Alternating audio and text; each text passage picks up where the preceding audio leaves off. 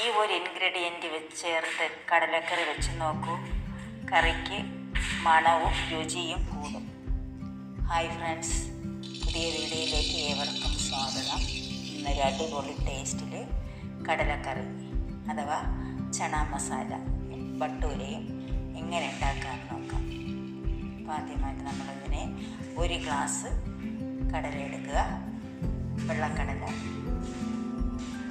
അതിന് വെള്ളം ഒഴിച്ച് കുതിർക്കാനായിട്ട് ഓവർനൈറ്റ് വയ്ക്കുക. അത് കഴിഞ്ഞ് ഒരു പാത്രത്തിൽ ഒരു ഗ്ലാസ് മൈദ, ഒരു ഗ്ലാസ് ആട്ട. ഈ മൈദ ഇത് 200 ഗ്രാമാണ്, ആട്ടയും 200 ഗ്രാം. 50-50 കണക്കിനാണ് ഞാനിപ്പോൾ ഇതിൽ ചേർത്തിട്ടുള്ളത്. രണ്ടും കൂടി ചേർത്ത് നല്ലതുപോലെ ചേർത്ത് യോജിപ്പിക്കുക. ഇവിടെ ഫുള്ളി മൈദ ഇട്ട് വേണമെങ്കിലും നിങ്ങൾക്കിത് ബട്ടൂര ഉണ്ടാക്കാം. അല്ലാതെ മൈദ അവോയ്ഡ് ചെയ്ത് ആട്ട ചേർത്ത് ഉണ്ടാക്കാവുന്നതാണ്. എന്നിട്ട് ഞങ്ങളൊരു 3 സ്പൂണ് റവ ഒരു ബൗളിലോട്ട് ഇടുക. ഇട്ടിട്ട് അതിൽ കുതിർക്കാനായിട്ട് വെള്ളം ഒഴിച്ച് ശകലം കുറച്ച് നേരത്തേക്ക് കുതിർക്കാനായിട്ട് വച്ചേക്കുക. ഇത് കുതിർത്തതിന്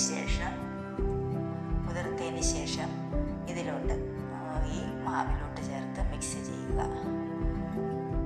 എന്നിട്ട് ഇതിൽ ഒരു 2 ടേബിൾ സ്പൂൺ തൈര്. അപ്പോൾ ഇത് ലൂസായിട്ടുള്ള തൈരാണ്. നല്ല കട്ടി തൈരുണ്ടെങ്കിൽ നിങ്ങൾക്കത് ചേർത്ത് കൊടുക്കാവുന്നതാണ്. 1 സ്പൂൺ പഞ്ചസാര, 1 സ്പൂണ് എണ്ണ. പിന്നെ ഇതിന് ആവശ്യമായ ഉപ്പും പിന്നെ ഒരു 1/4 ടീസ്പൂൺ ബേക്കിംഗ് സോഡയും കൂടി ചേർത്ത് കൊടുക്കുക. എന്നിട്ട് ഇതിനെല്ലാം നല്ലപോലെ മിക്സ് ചെയ്ത് ഇതിന് ഇളം ചൂടുവെള്ളത്തിൽ വേണം ഇത് കുഴച്ചെടുക്കാനായിട്ട്. ഇതെല്ലാം കൂടി നല്ലപോലെ ചേർത്ത് യോജിപ്പിക്കുക. എന്നിട്ട് ഇളം ചൂടുവെള്ളം ഇച്ചിരി കുറച്ചായിട്ട് ഒഴിച്ച് ചേർത്ത് കൊടുത്ത് ഇത് കുഴച്ചെടുക്കാവുന്നതാണ്. എന്നിട്ട് ഇതിൽ ഇച്ചിരി എണ്ണ കൂടി ചേർത്ത് ലാസ്റ്റിൽ നല്ലതുപോലെ കുഴച്ച് ഇതിനെ റെസ്റ്റ് ചെയ്യാനായിട്ട് ഒരു 15 മിനിറ്റ് വയ്ക്കുക. അപ്പോൾ നല്ലപോലെ എണ്ണ ചേർത്ത് തീരെ കൂടുതൽ കട്ടി പാടില്ല. ഒരു മീഡിയം, ഇച്ചിരി ലൂസായിട്ട്, വലിയ ലൂസല്ല, ഒരു മീഡിയം ലൂസിൽ ഒരു അയഞ്ഞ ഭാഗത്തിന് എടുത്ത് കുഴച്ച് വെച്ചിട്ട് ഉരുളകളാക്കി വെച്ച് മാറ്റി വയ്ക്കുക. അപ്പോൾ ഇത് ഓവർനൈറ്റ് കുതിർക്കാൻ വെച്ച കടല നല്ലപോലെ കുതിർന്നിട്ടുണ്ട്.